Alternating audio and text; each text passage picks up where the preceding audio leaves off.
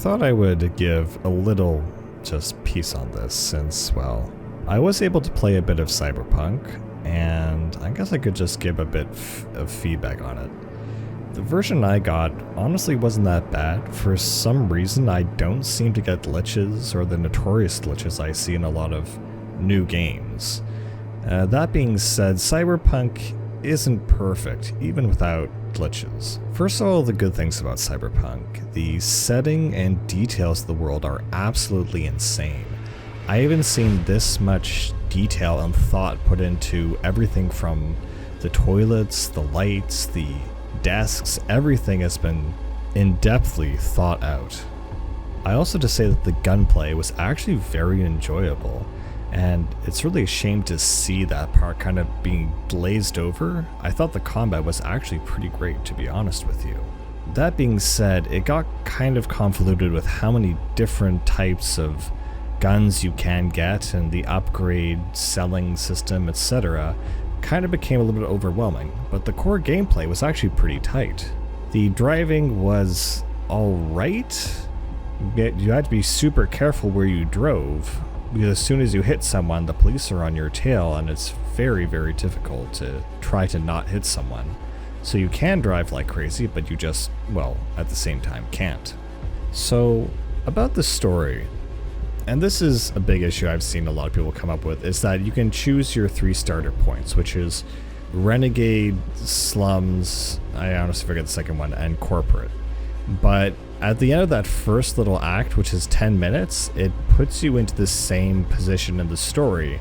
So your background really doesn't matter except for certain dialogue options. The story itself is alright. It's basically infiltrating stuff, hacking stuff, going after, you know, the bad guy, after corporations and stuff like that. And it's okay. Again, I felt the characters were the best part of this game. They really drove home a lot of these scenes.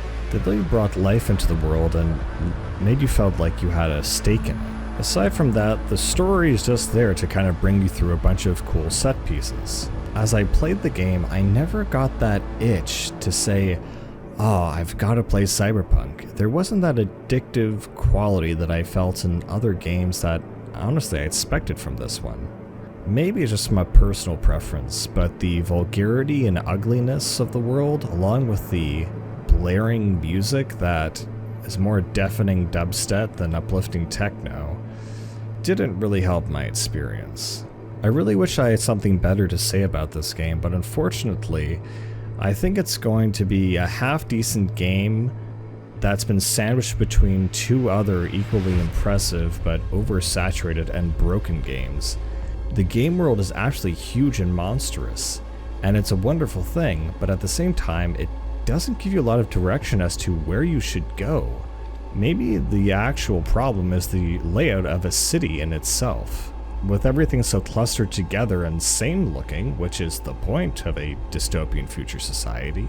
Unlike something like Skyrim, everything has a natural geography and spacing about it, even Breath of the Wild, where you can never travel too far without finding some kind of thing to interact with, and it's very obvious from the terrain as to exactly which places are special and have events and which ones don't.